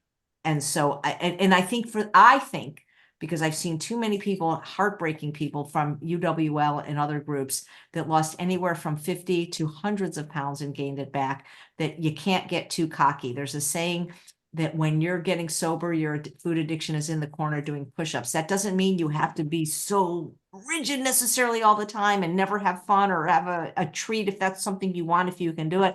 But I'm less worried now, 12 years later, than I was 2, 3, 5 years later. And the reason I know that is that I'll tell you my story, and I'd want to hear from all the other ladies. So I remember you know, I don't know if you guys, I've told this story, but it's such a good one. It was during Healthy Taste of LA. I produced 22 conferences, and most of them were in LA before I moved. And Dr. Goldhammer was one of the speakers. And each year we would get like either an apron or a t-shirt made with whoever the keynote was. And I'm trying to remember who it was that year. I think it was something really clever. And the shop on Ventura Boulevard near Woodman, this place where you get the person's face like ironed on, was next to a brand new bakery. It said vegan and gluten-free. And so I dropped this thing off and I called Charles up. I said, hey, there's this bakery here, because he can eat hyperpalatable stuff, you know, and he can just get right back and eat his greens for breakfast, which he's done every day since January 2nd, 2012. And I said, do you want anything? He can't have chocolate, but he says, oh yeah, you know, if they have anything like lemon or carrot or apple, you know, get me a cupcake or whatever. So I went in there and I got him a cupcake, and it's like one cupcake, and I gave him his cupcake and he liked it. Well, I had to go back to the t-shirt shop the next day, and I said I was going back because, oh, well, get me another one, you know? So I go back in there and they go, oh, you must have really liked it. You're back already. And I said, no, I don't eat sugar. I don't eat, you know, I basically was like, you know, no, not me. I don't eat gluten, sugar, flour. I'm like running off the list, chocolate, you know. And they go, oh, that's okay. Well, we have this bar and it's made from dates and oats and stevia. Now that wasn't on the list. So I'm like, oh, shoot. So they gave it to me for free, right? And so I'm walking out with his cupcake and my somewhat compliant thing. And this would have been, I guess, 2000, I don't know, probably like 2015, 16, less than 5 years out. And so I've got this confection there and I'm like, well, you know, going to eat it. And then my phone rings and it's Dr. Alan Goldhammer. Now, he never calls me, and I don't even know why he called me, but I got so nervous that I dropped it in the street. And so it's like, I can't even relapse because he's somebody. The other time that I actually did relapse, the one time after I ate that tiramisu in San Francisco in September of 2012, and we realized it was because I hadn't had enough food and enough starch. I wasn't taking care of myself. I walk out and then I see McDougal, you know, so I cannot, Chef AJ cannot get away with it. And so yeah, that's my story with that. So I think that it's not good to get too cocky. Oh, and Dr. Goldhammer once, you know, I remember there was something I wanted to try, and it was because I was writing a book, and I said, well, you know, can I try this? You know, it was I think it was like the date sweetened chocolate had come out, and he goes, you know, he basically read me the writing. He goes, you're a food addict, you know, it's easier to get over stage 4 cancer, and you can't have it, blah blah blah. And I'm like, okay, I'm not going to have it. But then this year, when I did the pilot for that cooking show, I'm like, I gotta taste. I can't like say, oh, here's this dessert. And so I tasted it, and I never had those desserts. I never tasted my strawberry chocolate cheesecake. I never tasted my peanut butter mousse. Like Beethoven, who can compose deaf, I made these recipe up and I took one bite and I'm like, you know, it's like my eyes are, I'm like, oh my God, I could see why this is dangerous for people. And then I immediately after the shoot called up Goldhammer to confess. He said, I'm not worried about you now. So I think it's the length of time away from the addiction, but also look at Philip Seymour Hoffman. Do you guys remember his story? It was like, I don't know, 27 years off heroin, and next thing you know, he's dead. So I think the question is I think that people, when they lose weight, unless they have true body dysmorphia, at the beginning, they don't really see it. But then at one point, I think when you're thin, you do realize it. But as far as worrying about it, I don't sit there day after day and worry about it as long as my habits and my behaviors are in place. But if I were to go off the rails, but believe me, I would worry about it. So let's start with you, Zena, because you started this journey a while ago and lost 100 pounds. Do you sit there and obsess every day about I'm going to gain 100 pounds back? No, I don't obsess about gaining the 100 pounds back, but I will say I have gained weight back at times and then lost it again. Like I said, my journey has not been a straight line down. It's been down and then up and down and up. And, you know, the overall trajectory has been down, but there have been blips along the way. But I've never gained back all the weight that I lost since I started this back in 2003. The most I gained back was, I want to say about 35 of the 102 pounds. Maybe 38, you know, it was, let's say between 35 and 40 pounds. I don't remember the exact number, which is substantial to me. That's a lot, you know, that's a chunk of weight that I really don't want to gain back. But yeah, I do worry about it. don't feel like, I don't know if I'll, you know, there have been times where I felt there, when I lived in a clean environment, it was much easier. I'll just say that. When there's temptation around me constantly, it's a bigger battle. Even if I stay away from it, it's still there, and I still kind of hear it calling to me. You know, and I've been in an unclean environment and like refrained from eating stuff for months to several years. But then there's sometimes where I go off and then I have problems, and then I gain, you know, some weight back, and then I have to get, you know, kind of, you know, get myself back in, you know, line. And so it's when I'm not in a clean environment, it's, I'm not going to lie, it's hard. It is hard for me. No, even with all the precautions that I take, it's hard. But again, I feel like the continuum of this problem, whether you call it food addiction or whatever you call it, is different. Like you have Dr. Goldhammer on one end of the, you know, of the bell curve, and then you have me on the other side. Because for me, it's like there's really yeah, I have so many different problems with so many foods. So I and things that most people wouldn't have problems with, you know. So yeah, it's an issue. The thing with the desserts, you know, that you were talking about, AJ, it's so funny to me because we've been kind of going over your book. We've been doing this. And I was talking about this last week, where I believe it's in chapter 4, you mentioned something about when you've refrained from eating certain substances for a period of time, and if you slip and you have them, it's like the hit that you take, all of a sudden it's much harder. Like when, you know, when we're eating a lot of junk all the time, the way I used to do, because I used to eat nothing but fast food 3 days a week, 3 days a week, 3 meals a day, 7 days a week. That's all I ever ate. So I was so used to it that eating junk food didn't give me that like real high, you know. But then when you stay away from it for a long period of time and then you have something, it's like you're not prepared for that, and it just like really hits you, you know, and it just really messes up your mind. So yeah, but yeah, I do worry about it. I don't worry about gaining all the weight back, but I do worry about gaining some of the weight back. And then when I do gain some weight back, then I worry about getting it back off. And, you know, so yeah. That's it. Wow. If you can be in a clean environment, be in a clean environment. That's all I can say. If you can do it, do it. And if you can't, then work as hard as you can at getting it as clean as you possibly can. Yeah, thank you for that. You know, if it's in your house, it's in your mouth. And I think that people that disagree with that statement either don't It's really so true. struggle or they just haven't been hit yet. Because once Esther Loveridge said, you know, I was going to prove you wrong, keeping C's candy in until the day Yeah. it was in her mouth, you know? And that's the thing. It's not if you're going to ever have it, it's just a matter of when, you know, and it just kind of can come back and bite you right out of the blue. It doesn't matter. Like I've sometimes been really, you know, I want to say clean, 100% compliant for a couple of years and then fallen off track. It's like, you know, because they usually say, you know, if you've done really well for, you know, been 100% compliant for a year or 2 years or whatever, you've basically beaten it. I have to disagree with that, because it's like the actor that you were talking about who was clean from heroin for 27 years and then, you know, and then fell off. That's me right there. So.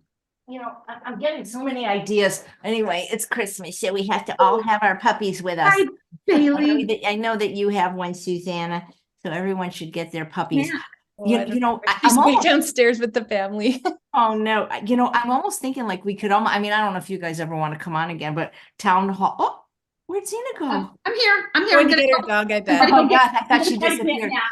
Like a town hall format, you know, where, you know, almost like we could, and then other people can come on Zoom if they want. We could do this like private too, and like charge people like $1 or something, you know. Just thinking like, well, you know, YouTube is always trying to get, oh, look it. Here's my baby. He's over 15 years old now.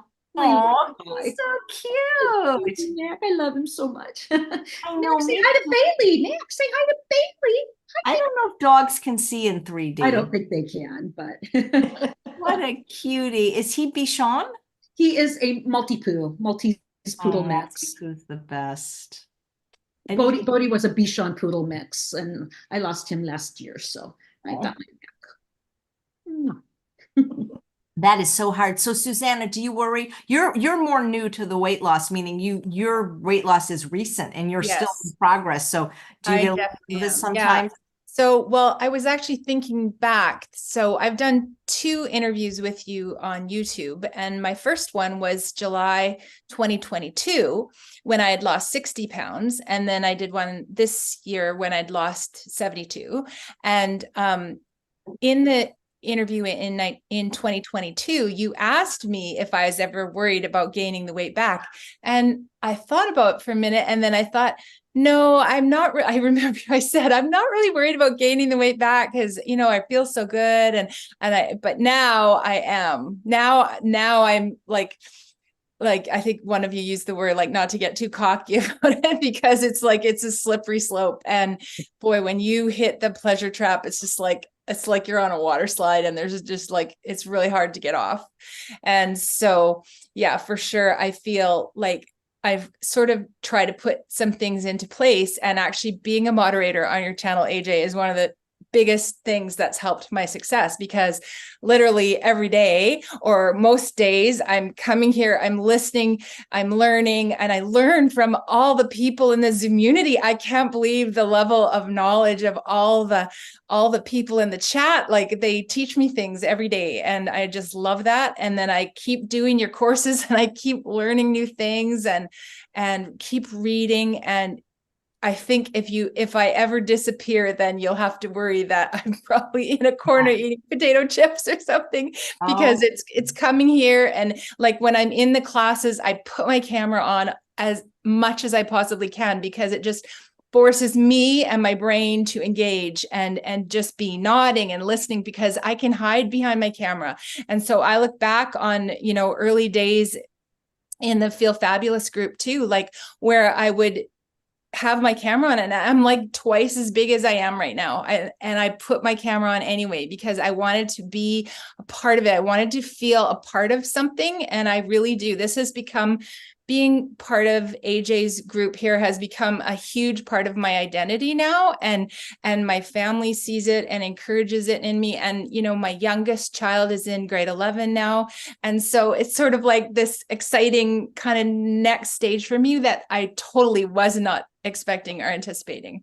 Woohoo! Yeah, So see, guys, what can happen when you take the reboot program? You too can see that story. People are saying they love this hangout, so we might just go with that, guys. I wanted to say about the reboot, because I took it live with you. It wasn't called reboot. It was just that was those live program. I feel like with the smaller group that we did in my apartment in Schumann Oaks, I could make such a difference it was easier to make a difference with 16 people than with 100 people. Yeah. It was, I guess I could do it here. I mean, this is the funniest thing. I don't have any overweight friends here. Like, nice. I mean, like you fixed them all, AJ. You fixed them all. The funny thing was we had a little birthday dinner for Charles, and we have a dining room table that fits 10 or 12. We got 16 people, and it's like I'm like, who's gonna come up here? It's weird. So I do dream about that program sometimes. Yeah, I think.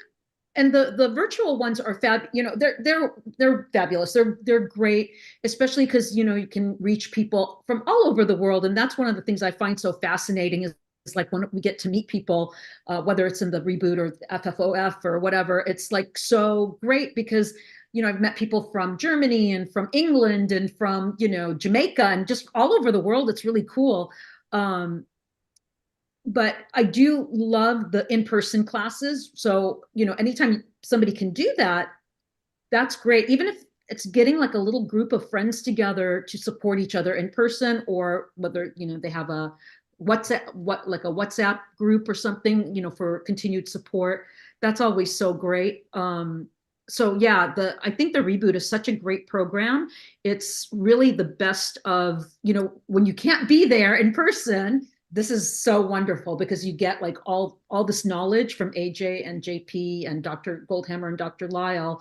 And you get a lot of I think you get a lot of great support in the forums, with the people who are in there, like, Pam and I, we usually co-moderate moderate it. And but Susanna and Jessie and other people are in there, and they have so much of their own knowledge, and they're sharing, you know, they're sometimes getting to things before we can get to them, you know, and they're just so giving in their knowledge and their help, and their caring for members. So I highly encourage people to, you know, try, you know, taking the reboot. It's fun. Marie says, Chef AJ, did you see my question? Oh my gosh, I'm looking, Marie. Could you write it right now? And I think the question from Gina was about the mask and the key, you know? The mask and the key. The mask so that you wouldn't accidentally So what I do is I take, you know, the face masks that everybody was wearing during the pandemic. Right. I take a bunch of them, and you know, I have like maybe 3 or 4, and they're looped around my fridge handle. And the reason I have multiple ones there is because I'm kind of like a scatterbrain, and so like I would notice, like I'd put one on and I'd go and I'd do my thing, and then I'd walk away and I'd take it off like in the living room and put it on the couch, and then the next time I'd go to the fridge, there wasn't one there, so I'd open the fridge and then I'd get in trouble. So I learned from that. So I started putting like 3 or 4 on there. So then when I see that, oh, there's only 2, then I go hunting around my house. Where'd the other ones go? Where'd the other ones go? And I grab them and I put them back there. So yeah, so that's the mask is another thing. I don't know if that answered her question. I hope it did. AJ, Oh, I found Marie's question. Any of you track your protein? Absolutely not. I track nothing. Have you ever been frustrated with the talk that they worry about vegans lack? No, I've never been worried. No, I've never been worried about that. And I've been vegan almost 50 years and I've never had a problem with protein. If you read Dr. Greger's new New York Times best-selling book, he actually says as we age, we need less protein. So I don't track anything because that's like, I already got enough OCD in my personal life. Weight I would recommend people counting is not something I want to do. So do you ladies worry about protein? Not at all. No. And I never did, you know, from day one, because like my start into this lifestyle was by attending Dr. McDougall's 10-day program. And I, you know, so I would highly recommend some, you know, people want just some really good basic knowledge, read The Starch Solution, or read, you know, the Maximum Weight Loss book. You know, I actually his Maximum Weight Loss book was my intro to Dr. McDougall. And, but at that time I was eating nothing but fast food. And so switching from nothing but fast food to healthy maximum weight loss vegan style did not go well for me. And I ended up actually going to the 10-day program and was able to implement it better that way. Because I was so far removed from eating anything healthy. I mean, I was like AJ's a chef, so she was cooking healthy food, even though she was eating a lot of, you know, maybe unhealthy, you know, some unhealthy things, but I wasn't eating anything healthy. I mean, maybe the lettuce on my cheeseburger or something might have been the only healthy thing I was getting, or the slice of tomato, and that was it, because I was doing nothing but fast food meals 3 times a day, 7 days a week. So. And for me, not having to track was exactly why this was successful for me, because I'm way too busy to stop and write down and weigh and measure my food. That is why this worked for me. Yeah, one of the big reasons for me. Yeah, one thing I will say, once in a while, once in a blue moon, I will put things into Chronometer for like the day or maybe for 2 days just to see.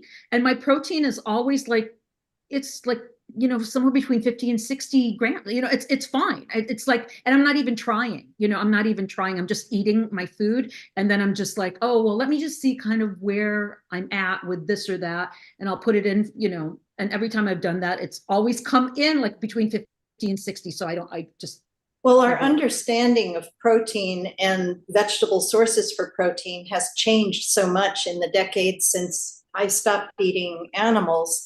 I mean, at one point there was kind of a mix and match approach to protein.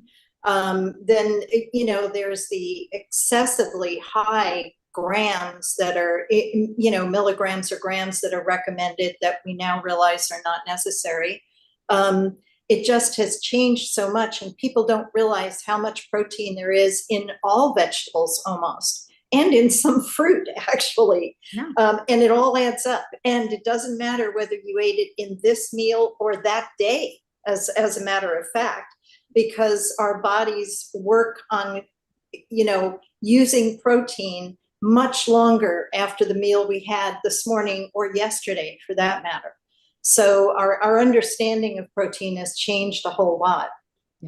Yep. So guys, we've been going almost 2 hours, and I know Susanna has family, so we're going to say goodbye in a minute. We're going to get some last thoughts from all of you, but I want to answer Florence's question. Do you have to have lost 100 pounds to be in the National Weight Control Registry? I have kept off 75.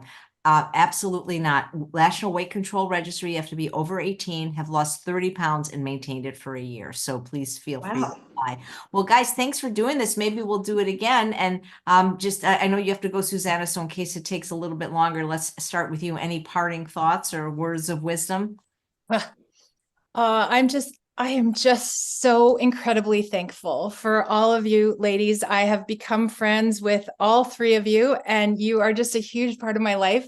I also want to thank everyone in the chat for just being so engaged. It's just such a lovely place to rest and just be a part of this group. I've learned so much, and it sounds hyperbolic, but it's truly changed my life. I was a very obese, very tired, huge woman laying on the couch all day. And this morning I woke at 6:30 without my alarm. I've been going flat out all day. And now we've got 16 people. 14 of them are my family downstairs, and they've cooked dinner for us, and it's just amazing. So thank you. Thank you so much. Well, thank you. And as they say, thank you for your service. Okay. Jessie? You know, there are days when I will, let's say it's a premiere even, where I see the thumbnail, I see the subject heading and the guest. I don't know anything about the guest. And, you know, I may not even be feeling that interested or engaged, but almost without fail, I learn something. It's really, really enjoyable, and I always want more. So I really feel that my parting words to everybody are stick with Chef AJ, because you're going to find the answer to your questions. You know, stick with Chef AJ's program, because it's going to get you where you want to go. That's it. Thank you. Thank you for your service. And Zena. Well, I kind of wanted to reiterate what both these lovely ladies said, but yes, definitely stick. You know, a lot of people jump around, right? We've talked about this, AJ, before. Like, they'll try something for a few weeks or a month or two, and it's maybe they'll have some success, or maybe they don't, and then they move to something else. And it's pick something. I would recommend picking AJ.